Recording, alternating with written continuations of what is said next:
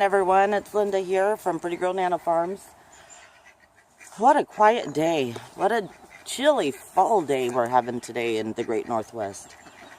My kids are away with their grandparents, and the house is super quiet. I can't handle the house being quiet. I need my kids around, but I'm glad they're getting away and hanging out with their grand folks. They need to do that more often, so it's all good. It's all good. Anyway, I thought I'd take a minute just to kind of share with you a little bit of our story. I'm not going to really get into it too deeply, but we are a family of 6. It's me and Devin, and we got 4 boys. 2 are pretty much grown up, grown teenagers, and 2 are younger. We bought this house a couple years ago. Before that, we lived with my parents for a year, and we saved up money to be able to buy a house, and this is what we could afford, and this is what we got. So the house is just a little farmhouse rambler. This is the backyard, and it's really messy, and it was a foreclosure, and it is pretty beat up. Like when we first bought it, all the doors were busted out, a lot of pet damage. The carpet, just lots of pet damage everywhere, scratches on the wall. The carpets were ruined. A real fixer-upper. Probably the last people that should even bother buying this house, because we're not fixer-upper kind of people, but we try. We try. Anyway, so we bought this house 2 years ago. Our dream was to be able to get 2 or 3 acres and start a farm and do all that fun stuff, have goats and all that fun stuff, but our finances allowed for a 0.75, so 3/4 of an acre piece of property with a okay house. It needs a lot of work, but it's okay. And it's got that shed's that's going to be falling down any day now, and then it's got the big metal barn. I don't know, can you see it? Right next to it, that used to have horses. And so, so about 2 years ago, we moved here. We weren't expecting on getting chickens,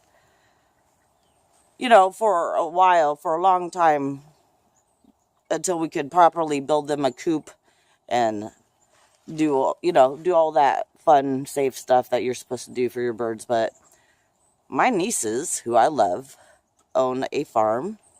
And they had a bunch of chickens they had to get rid of right away. And so, of course, Auntie Linda will always say yes to her nieces. Always. So we got our first set of chickens through my nieces. The cool thing about it is those chickens that they sent us are actually the grandbabies of my original flock that I owned. How many years ago? 4 years ago? 4 or 5 years ago? Before we moved in with my parents, we rented a little place and we had a little flock of 7 chickens. And when we decided to move in with my folks to save up money to actually buy a house, my sister took my entire flock for me. God bless her soul. And so a lot of these chickens in my coop are actually the grandbabies of my original flock, which is kind of neat. So we get to carry a little piece of that, just kind of neat. That's the boss crowing. We call him the boss because he's bossy, but he's really super nice to humans and people, so that's good. Anyway, I would like to learn how to plant a garden. Anyone want to teach me how to plant in the Northwest? That would be great. I know I already missed garlic season. Probably should have planted garlic, but I didn't. But I don't have a garden plot yet.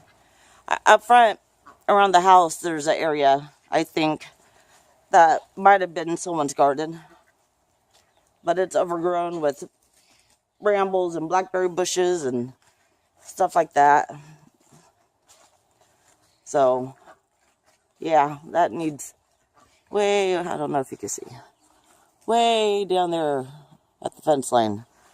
So I guess I could use that. Just dug it up, cleaned it up, and probably should have cleaned it up during the summer and spring though, and planted garlic, but I didn't. Oh, I didn't. But anyway, I would like to have a little above ground garden plot and learn how to garden. And I'm just talking a few few crops, not like a huge thing. Easy to grow crops. So yeah, so that's kind of our story. Me and Devin and the boys trying to work it out together and trying to do everything we can to learn as much as we can to be more self-sufficient. Because one of these days I would like for my husband to be able to retire or work less. Let's say work less. Because he works 50 hours a week. And he's always gone and he's always exhausted. And he does it for us. And I am forever grateful for that man. But maybe one day things will look brighter. So anyway, that's our story. Kind of boring. But we are actually really funny people. You just gotta meet us in person. But we are actually kind of funny people. I hope you follow us. I hope you come to get to know us. My kids aren't always here, so it's hard for me to really video them, except for the two little ones. So that kind of bums me out. If you guys have advice as to what we should be doing on our homestead and what we should be focusing on besides getting that house put back together, go ahead and let me know. Because we could use advice. I know that I need to get my chickens in a better setup and a better coop. They pretty much now just kind of hang out in the barn. And I know it's, predators and everything can come swoop down and get them at any time, but I guess that's kind of the risk I'm taking right now. Mr. Rooster, Mr. Boss, you got something to say? Anyway, all my chickens are molting. They look funny. They got little bare spots all over them. So I hope you guys have a good day. I didn't really share much about us, but, enough. And I hope to see you next time.